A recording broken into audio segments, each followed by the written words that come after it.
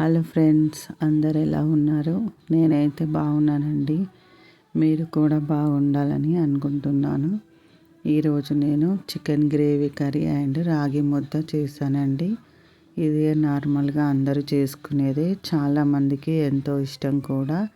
కానీ నేను ఇది చికెన్ గ్రేవీ అనేది కొంచెం స్పెషల్గా చేశాను. ఇది మీకు కూడా నచ్చుతుందని అనుకుంటున్నాను. దీనికోసం మనము దానికి కావలసిన ఐటమ్స్ ఏంటో చూసేద్దామండి. స్టవ్ మీద కడాయి పెట్టుకొని అందులోకి మనము కొంచెం ధనియాలు, ఎండుమిర్చి, కొత్తిమీర, ఆనియన్ ఇవన్నీ కొంచెం లైట్గా వేయించుకోవాలి. అవి కొంచెం ఫ్రై అయ్యే టైంలో ఆయిల్ వేసి మరలా మంచిగా ఫ్రై చేసుకోవాలి. వీటి కోసము 2 రకాల మసాలాలు అవసరం అవుతాయండి చికెన్ గ్రేవీ కోసం. ఇదైతే ముందుగా మనము ఇలా ఫ్రై చేసుకోవాలి. ఇంకొక గ్రేవీ కర్రీ కోసం మనము దాల్చిన చెక్కను గసగసాలు కూడా తీసుకోవాలి. గసగసాలు లేకుంటే నువ్వులు, కొంచెం ఎండు కొబ్బరి, వీటిని కూడా అవి ఫ్రై చేయవలసిన అవసరం లేదండి. మనం ముందుగా ఇందాక ధనియాలు అవి ఫ్రై చేసుకున్నాక ఆనియన్ అవి మాత్రము మనము ఫ్రై చేసుకొని గ్రైండ్ చేసి పెట్టుకోవాలి. ఇలా కొబ్బరి అవి కూడా ఫ్రై చేసుకొని, అది ఫ్రై చేసుకొని అవసరం లేదండి. జస్ట్ నార్మల్గా మనము మిక్సీ పట్టుకొని గ్రేవీ కొన్ని వాటర్ వేసి మెత్తగా మిక్సీ పట్టుకొని పక్కనే పెట్టుకోవాలి. తర్వాత అదే కడాయిలో ఇంకా కొంచెం ఆయిల్ వేసి, ఇక్కడ జీలకర్ర కాదండి, ఇది సాజీరాను వేసుకోవాలి. సాజీరా కొంచెం ఫ్రై అయ్యాక ఇంకా కొన్ని ఆనియన్స్, కొంచెం కరివేపాకుని వేసుకొని అవి గోల్డెన్ బ్రౌన్ కలర్ వచ్చిన తర్వాత అందులో మనము టమాటాని కూడా ఇప్పుడే కట్ చేసుకొని వేసుకోవాలండి. మనకి ఎక్కువ జ్యూస్నెస్ కావాలి కనుక టమాటా ఆయిల్లో మంచిగా మగ్గడం వల్ల మనకి గ్రేవీ అనేది మంచిగా చిక్కగా వస్తుందండి. ఇలా టమాటా కూడా కొంచెం ఫ్రై అయ్యేటప్పుడే మనము అందులో కొంచెము చిటికెడు పసుపు, చికెన్కి సరిపడా సాల్ట్ ఇప్పుడే వేసేసుకుంటున్నానండి. తర్వాత అల్లం వెల్లుల్లి పేస్ట్ను కూడా వేసి మరలా ఒక 5 మినిట్స్ దాన్ని బాగా ఫ్రై చేసుకోవాలి.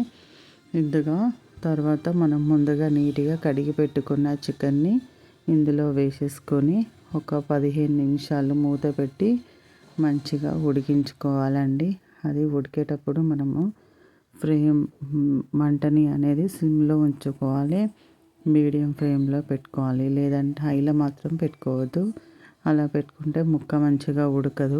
అది కొంచెము ముక్క ఒక 15% ఉడికింది అన్నప్పుడు మనం ముందుగా రెడీ చేసి పెట్టుకున్న ఆనియన్ మసాలా ఉంది. ఆనియన్, ఎండుమిర్చి, కొత్తిమీర వేసి ఫ్రై చేసుకున్నాం కదండి. ఆ గ్రేవీని వేసి మళ్ళీ ఒక 15 నిమిషాలు మూత పెట్టుకొని ఉడికించుకోవాలి. ఇది మాత్రం చాలా కొంచెం ప్రాసెస్ ఉంటుంది కానీ టేస్ట్ మాత్రం చాలా బాగుంటుందండి. దాన్ని కూడా వేసి మనము మళ్ళీ ఒక 15 నిమిషాలు మూత పెట్టి సిమ్లో పెట్టేసుకొని మంచిగా కుక్ చేసుకోవాలి.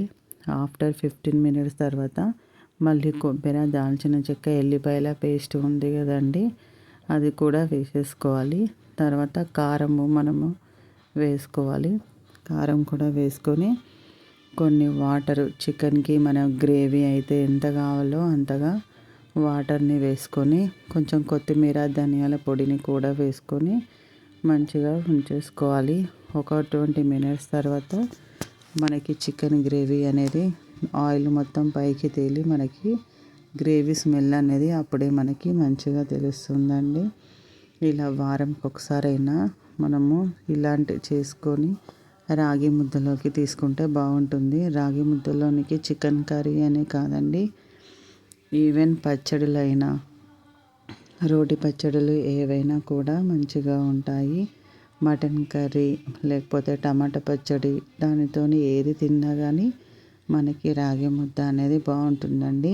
రాగి ముద్దలో కొంచెం నెయ్యి వేసుకొని చేసుకున్నామంటే అది కూడా బాగుంటుంది. రాగి ముద్ద పిల్లలకి ఇట్లా 1 వీక్ ఒకసారైనా పెట్టడం వల్ల వాళ్ళకి ఇమ్యూనిటీ అనేది మంచిగా ఉంటుంది. రాగి పిండిలో మనకి అనేక బెనిఫిట్స్ ఉంటాయి. దాన్ని మనము దోశలా కూడా చేయించవచ్చు. నేనైతే ఇలా చేశాను ఫ్రెండ్స్. మీరు చేసి ఎలా ఉందో నాకు కామెంట్లో చెప్పండి. Thank you friends. నా వీడియో మీకు నచ్చినట్టయితే like and share, subscribe. Thank you.